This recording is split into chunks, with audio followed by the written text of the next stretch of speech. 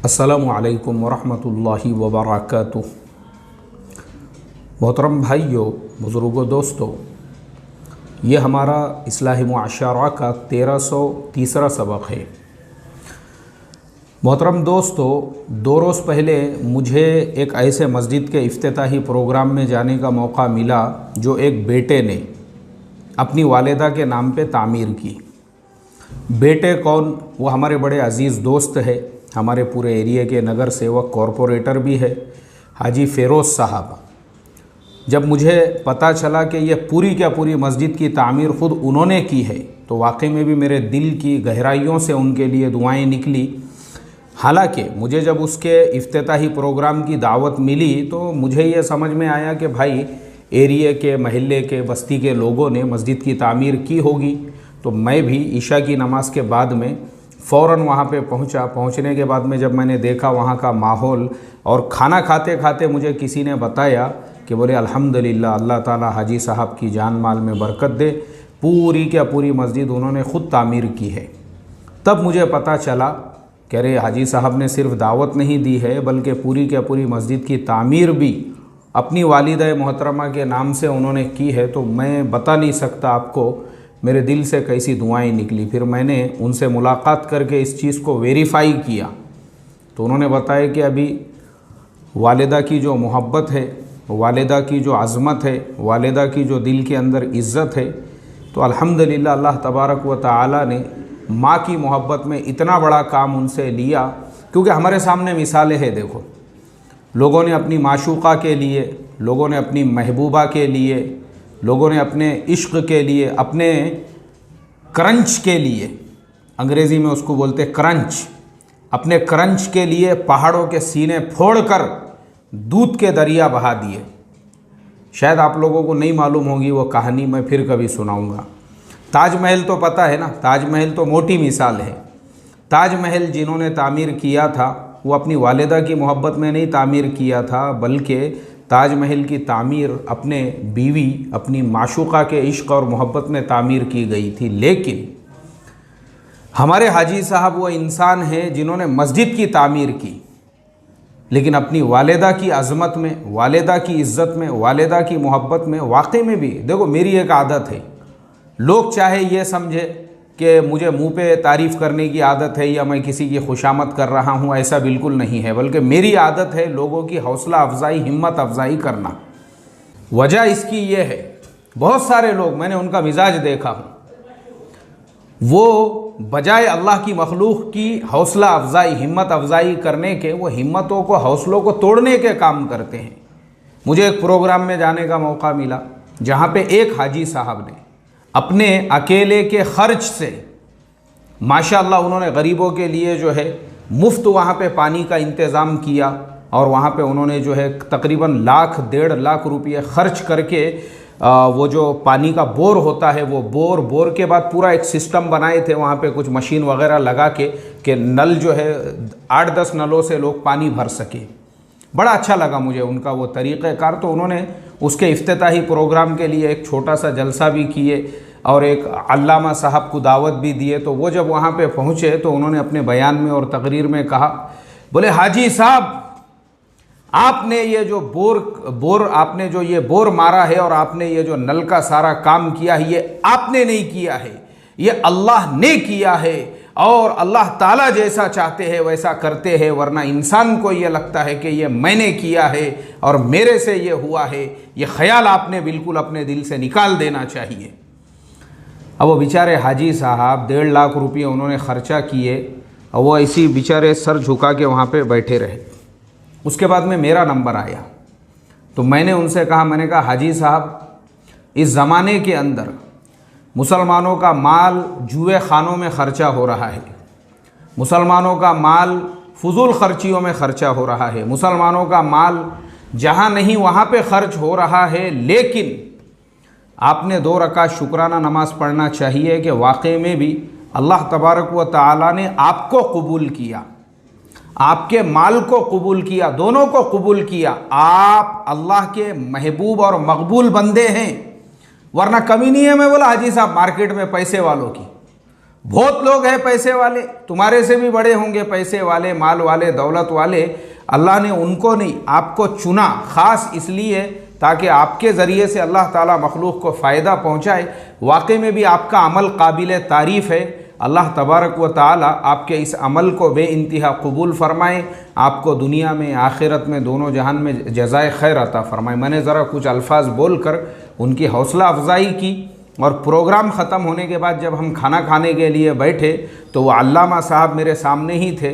तब मैंने उनसे कहा, मैं बोला भाई अल्लाह ने ही किया, इसमें रत्ती बराबर भी शक शुबा नहीं है, लेकिन अल्लाह ने जिस उसके बंदे से लिया, यार दो लफ्ज़ उसके बारे में भी अगर बोलते, उसके खुलूस, उसकी मोहब्बत के अंदर, उसने अल्लाह के लिए किया, उसने अपने को नहीं बोला कि हम उसकी तारीफ़ करें, लेकिन हमारे ऊपर ये फ़र्ज़ बनता है कि हम अल्लाह के ऐसे बंदे की तारीफ़ करें, उसकी हौसला अफजाई करें, उसकी हिम्मत अफजाई करें, ताकि वो और भी खैर के काम कर सके। तो मेरा मिजाज जो है मोहतरम दोस्तों, वो हिम्मत बढ़ाने वाला है, मेरा मिजाज हौसला अफजाई करने वाला है, मेरा मिजाज इस तरीके से लोगों को सराहने का, उनको अप्रिशिएट करने का है। ऐसे ही दिल खोल कर मैं हमारे हाजी फ़ेरोज़ साहब की भी तारीफ़ करूँगा, और बिल्कुल मैं उनके लिए दुआ करूँगा कि जिस तरीक़े से उन्होंने अपनी वालिदा की मोहब्बत के अंदर, और वालिदा की अज़मत में, और वालिदा की इज़्ज़त में, और वालिदा के नाम पर मस्जिद की उन्होंने तामीर की है, ये बहुत ऊंचा काम है, बहुत बड़ा काम है। और वाकई में भी इस काम का सिला आखिरत में भी अल्लाह तबारक व ताला आपको देंगे, और दुनिया में भी अल्लाह तबारक व ताला माँ के खिदमत की बरकत से आपको जो नेमतें अता फ़रमाएंगे।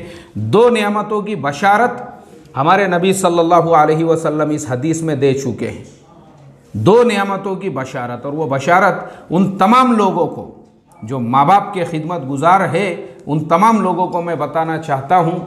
अल्लाह के नबी सल्लल्लाहु अलैहि वसल्लम ने फरमाया, जो अपने माँ बाप की खिदमत करते हैं या उनको खुश रखते हैं, दो नियामतें, एक तो अल्लाह ताला उनके उम्र में बरकत अता फरमाते हैं, और दूसरे उनके रोज़ी में बरकत अता फरमाते हैं। हाजी साहब, आपने वालिदा के नाम पर मस्जिद की तामीर करके ये दो बशारतें तो हासिल कर ली। इंशाअल्लाह अल्लाह की ज़ात से हम ये उम्मीद रखते हैं, अल्लाह तबारक व ताला इस अमल के बदले में ये दो चीज़ें तो आपको ज़रूर अता फरमाएंगा। एक तो आपके उम्र में बरकत होंगी, और दूसरे आपके रिज़्क़ में और रोज़ी में बरकत होंगी। तो ऐसे वक्त में वो सारे नौजवान जिनकी वजह से उनकी माएँ परेशान हैं, उनके लिए इबरत और नसीहत है कि याद रखो, माँ बाप की खिदमत करने वाले, माँ बाप की आँखों का नूर, माँ बाप के दिल का सुरूर, ऐसे भी नौजवान आज के ज़माने में मौजूद है जो अपनी माँओं के लिए लाखों रुपये लुटाने को तैयार हैं। और वाकई में भी काबिल तारीफ़ है। मैं तो डंके की चोट पे तारीफ़ करूँगा उन बेटों की जो अपनी माँओं की ऐसी खिदमत करने में और माँओं के नाम रोशन करने में लगे हुए हैं।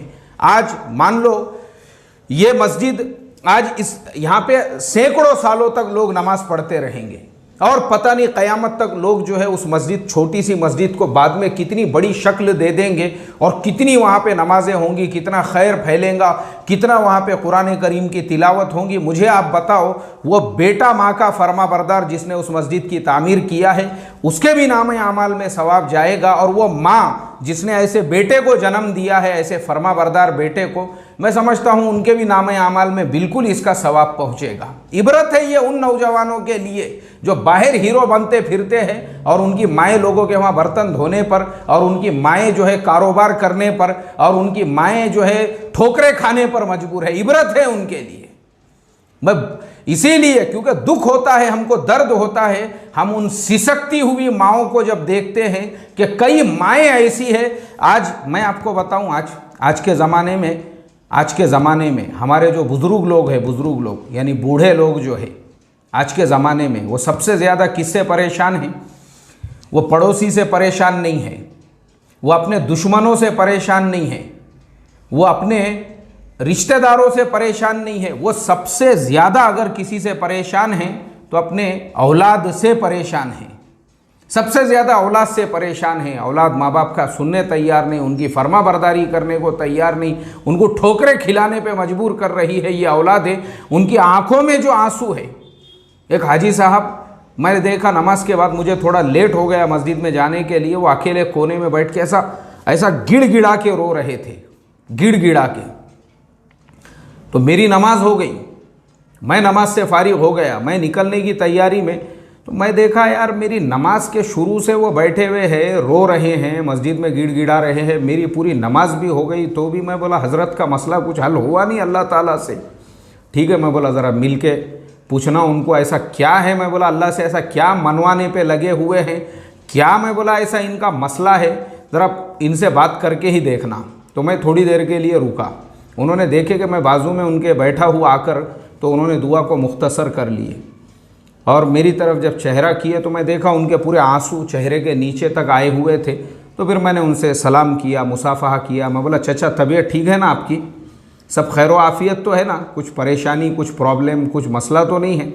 नहीं बोले बेटा नहीं। मैं बोला ऐसा दहाड़े मार मार के तुम रो रहे थे, मैं बोला अभी मेरे समझ में नहीं आ रहा था ऐसा क्या मसला है। मैं बोला तुम कहीं अमेरिका की हुकूमत तो गिराने के चक्कर में नहीं थे? अल्लाह ताला को मनवाए बगैर उठता ही नहीं बोले, जब तक कि ट्रंप हार नहीं जाता।